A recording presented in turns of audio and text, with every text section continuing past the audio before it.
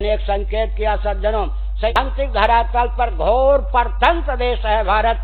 शिक्षा की प्रणाली हमारी अपनी नहीं, रक्षा की विधा हमारी अपनी नहीं, कृषि गौरक्ष वाणिज्य के प्रकल्प हमारे अपने नहीं, सेवा के प्रकल्प हमारे अपने नहीं, उद्योग के प्रकल्प हमारे अपने नहीं, यहाँ तक कि संविधान की आधारशिला हमारी अपनी नहीं, यहाँ तक कि स्वतंत्र भारत में हिंदू अब तक एक नंबर का नागरिक नहीं।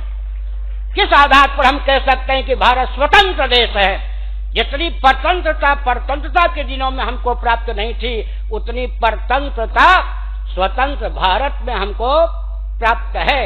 सैद्धांतिक धरातल पर भारत घोर परतंत्र देश है।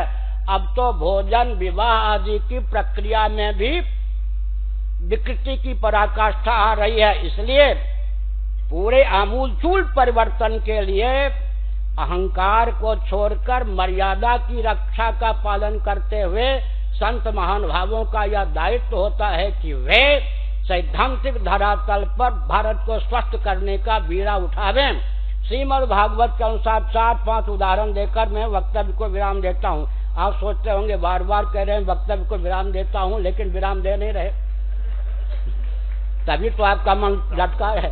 हमारी प्रार्थना प्रेरित कर रही है आपको। सुनिए, ऊपर से लीजिए। हिरण्यकशिपु के शासन तंत्र को, दिशाहीन शासन तंत्र को चुनौती देने वाला दूसरा कोई शासक था क्या? हमारी क्या उपयोगिता है? आजकल लोग कहते हैं रॉकेट, कंप्यूटर, एटम, मोबाइल के युग में इन सन्यासियों की, वैष्णवों की, संतों की, परंपरा प्राप्त आचार्यों की क्या उपयोगिता है? हमारी उपयोगिता सुनिए। हिरण्यकशिपु के शासन काल में दिशाहीन शासन तंत्र को चुनौती देने वाला कोई शासन तंत्र नहीं था। देवर्षि नारद ने हिरण्यकशिपु की भगवत भक्ता धर्मपत्नी कयाधु के गर्भगत शिशु को लक्ष्य बनाकर नीति और अध्यात्म का उपदेश दिया। गर्भ के बाहर आने पर वो प्रहलाद, भागवत में या प्रहलाद अर्थ एक ही होता है, रौ में अभेद। प्रहलाद ने न गाली का प्रयोग किया न गोली का प्रयोग किया। चतुर्दश भुवनात्मक ब्रह्मांड में आतंकपूर्ण जो शासन तंत्र चल रहा था हिरण्यकशिपु को, उसे रसातल में पहुंचा दिया। प्रहलाद ने न गाली का प्रयोग किया न गोली का प्रयोग किया, लेकिन प्रहलाद ने नहीं किया, पर हिरण्यकशिपु का जो उद्धार करना था वो काम नृसिंह भगवान ने किया। छाती को विदीर्ण करके उसके शापित शरीर का अपहरण कर लिया। ये स्वस्थ क्रांति को उद्भासित करने वाले देवर्षि नारद हुए या नहीं? आगे चलिए, ध्रुव जी को ख्यापित करने वाले कौन? देवर्षि नारद। ध्रुव जी के माध्यम से स्वस्थ दिशा देने वाले कौन? देवर्षि नारद। आगे चलिए, श्रीमद् भागवत पृथु का चरित्र 4 स्कंध लीजिए। बैन के शासन तंत्र को चुनौती देने वाला दूसरा कोई शासन तंत्र नहीं था। भृगु जी ने चुनौती दी, बैन समझाने पर नहीं समझा तो शाप के द्वारा, शाप माने शब्द ब्रह्म का उपयोग करके, वाग वज्र का उपयोग करके पूरी अष्टक सहित जीव कला का कर्षण कर लिया हिरण्यकशिपु के शरीर, ये बैन के शरीर से बैन को शब बना दिया। लेकिन पुत्रेष्टि याग, वैष्णव याग के फलस्वरूप बैन का प्रादुर्भाव हुआ था। मातृवंशगत दुरित के कारण उसमें आसुर भाव का संचार था। योग विधा का आलंबन लेकर उसके भुजदंडों का मंथन करके जैसा राजा और जैसी रानी देश को अपेक्षित उस प्रकार को प्रकट किया। पृथु जी को किन्होंने उद्भासित किया? बैन के शासन को छिन्न किसने किया? भृगु जी ने।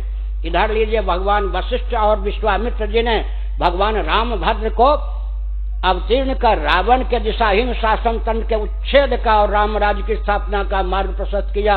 भगवान श्री कृष्ण द्वैपायन वेद व्यास जी ने भगवान श्री कृष्ण को अभिव्यक्त किया। धौम ऋषि ने पांडवों को प्रशिक्षण दे करके क्या किया? दुर्योधन, कंस इत्यादि के राज्य को उच्छिन्न किया।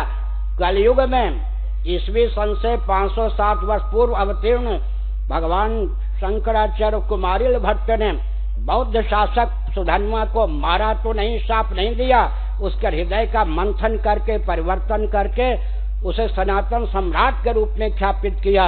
कालांतर में सज्जनों नवरत्नों ने विक्रमादित्य जी को ख्यापित किया, और आगे चल के देखें तो चाणक्य जी ने चंद्रगुप्त को ख्यापित किया। और समर्थ रामदास जी ने शिवाजी को ख्यापित किया। 2 युग्म, एक समर्थ रामदास जी, एक शिवाजी, एक चाणक्य जी, एक चंद्रगुप्त जी, एक शंकराचार्य, एक सुधन्वा जी, एक धौम ऋषि जी, एक युधिष्ठिर जी, एक वेदव्यास जी, एक श्री कृष्ण जी। इसी प्रकार से आगे चलें, वशिष्ठ जी, एक राम जी, और एक उधर नारद जी और ध्रुव जी, नारद जी और प्रहलाद जी। एक क्षत्रिय चाहिए, ब्राह्मण का आचार्य का जो दायित्व है उसका निर्वाह हम लोग कर रहे हैं। एक कुल परंपरा प्राप्त क्षत्रिय चाहिए। क्षत्रिय समझ गए, 2 के योग से सारा काम सुधर सकता है। अंत में मैं शासन तंत्र को कह देना चाहता हूँ, वेद विहीन विज्ञान के द्वारा विकास को परिभाषित और क्रियान्वित करने के कारण भारत में विसंगति आई है। भारत विश्व का हृदय है, यही भगवान का अवतार होता है।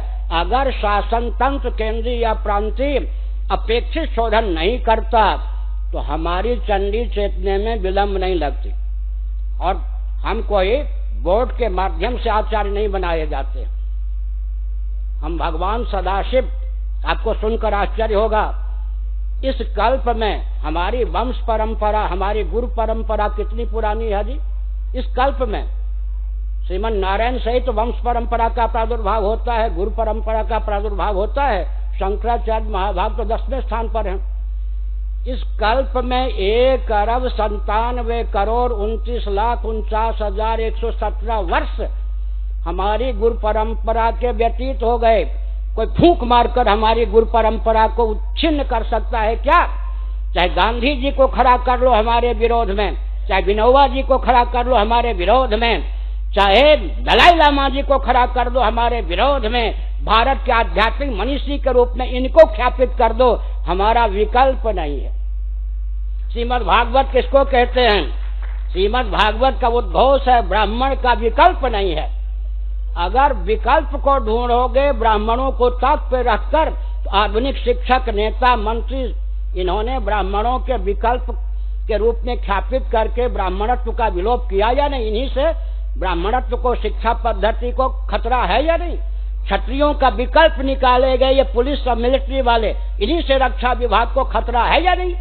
सेनाध्यक्ष से, गृह मंत्री से, रक्षा मंत्री से देश की रक्षा को खतरा है या नहीं? ये क्षत्रियों के विकल्प हमारे लिए घातक हैं या नहीं? वैश्यों के विकल्प, उद्योगपति, ये हमारे लिए घातक हैं या नहीं? शूद्रों के विकल्प, मिशन के माध्यम से सेवा करने वाले हमारे लिए घातक हैं या नहीं? क्रिश्चियन तंत्र से विकल्प वही कारगर होता है। भगवान राम और लक्ष्मण, 9वां स्कंद श्रीमद् भागवत, कुलीन क्षत्रिय 2 ही थे, बाकी हनुमान जी आदि भगवान के परिकर देवता के अवतार होने पर भी वैकल्पिक क्षत्रिय थे। परंपरा प्राप्त क्षत्रिय के नेतृत्व में इन वैकल्पिक क्षत्रियों ने युद्ध जीता।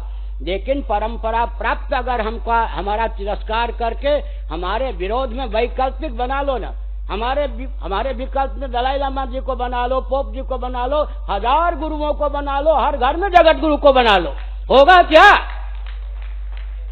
नाव कठोर कौन पकड़ेगा? हमारे विकल्प नहीं हो सकते। इसलिए हमने अपने शिष्य का नाम रखा निर्विकल्प। सनातन धर्म निर्विकल्प है, ब्राह्मण का कोई विकल्प नहीं, क्योंकि भगवान के द्वारा विरचित ब्राह्मण है। क्षत्रियों का कोई विकल्प नहीं, वैश्यों का कोई विकल्प नहीं, शूद्रों का कोई विकल्प नहीं। और एक संकेत करता हूँ, सावधान, जिनके यहाँ सैकड़ों वर्ष पहले वर्ण संकरता, कर्म संकरता छा गई, उन अंग्रेजों ने भी उनके यहाँ क्षत्रिय न होने पर भी वैकल्पिक राजवंश को अब तक अक्षुण्ण रखा है। एलिजाबेथ या एलिजाबेथ विक्टोरिया से भी अधिक समय से शासन कर रही है या नहीं? भारत की सरकार की आंखें खुल जानी चाहिए। चाहे ये कौन है आजकल, मोदी जी से पहले कौन थे? अर्थ एक ही होता है, मोहन का अर्थ जो होता है वही मोदी जी का भी अर्थ होता है, वही मोहन जी का भी। कौन थे वो पहले? मनमोहन जी ना, मन को मोहित करने वाले। मोदी जी भी मन को मोहित करने वाले। थोड़ा ध्यान पूर्वक सुन लें। क्या ध्यान पूर्वक सुन लें? ध्यान पूर्वक ये सुन लें, कितना भी आप लोग प्रयास कीजिए, केवल अर्थशास्त्र की दृष्टि से श्रीमद् भागवत के आधार पर विचार कर लीजिए। 11वां स्कंद 23वां अध्याय, 15 अनर्थों के चपेट से कदाचित कोई अर्थ को मुक्त कर सके तो अर्थ है अथवा अनर्थ है। इसलिए हमारा कोई विकल्प नहीं। अर्थ की परिभाषा भी आजकल के राजनेता बिल्कुल जानते नहीं। श्रीमद् भागवत आदि के अनुसार, श्री सूक्तम के अनुसार उन्हें अर्थ की परिभाषा जाननी चाहिए। अंत में निवेदन है, श्रुति, युक्ति, अनुभूति, दर्शन, विज्ञान और व्यवहार तीनों में सामंजस्य साध करके हम लोग काम करें। 1000 जगत गुरु बना लो, 1000 आचार्य बना लो, लेकिन वो बने हुए कोई काम नहीं देंगे। परंपरा प्राप्त जो हमारी विधा है, गुरु परंपरा है, उसकी रक्षा होनी चाहिए, उसका सम्मान होना चाहिए। परंपरा प्राप्त गद्दी का सम्मान व्यक्ति का सम्मान नहीं है, समझ गए? किसका सम्मान है? परंपरा का सम्मान है। एक प्रयोग भारत में विफल हो चुका है। श्री मलुपीठाधीश्वर जी ध्यान दें। महामंडलेश्वरों आदि ने कहा, पुरी के शंकराचार्य जी, निरंजन देव जी महाभाग, जिन्होंने गोरक्षा के लिए 72 दिनों तक अनशन किया था, आप गद्दी का व्यामोह छोड़िए, उनके पास तो था ही नहीं व्यामोह, हम सबों के साथ बराबर बैठ जाइए। उन्होंने कहा अगर इसी से गोरक्षा होती हो तो बैठ जाए, बैठे वो। लेकिन पाश्चात्य जगत ने क्या सोचा, इन भारत के संतों का कौन रक्षण करेगा जो अपने आचार्य को भी महत्व नहीं देते। क्रिश्चियन जगत आज भी पोप का महत्व देता है, उन्हें राष्ट्राध्यक्ष और सेनाध्यक्ष का पद भी प्रदान किए हुए है। बौद्ध जगत आज भी भारत में भले ही विस्थापित होकर, मान्य अतिथि होकर दलाई लामा जी रहते हो, उनका महत्व जानता है। उन्हें तिब्बत के संविधान के अनुसार राष्ट्राध्यक्ष और सेनाध्यक्ष का भी दायित्व प्राप्त है। भगवान शंकराचार्य ने 4 धार्मिक आध्यात्मिक राजधानियां बनाई।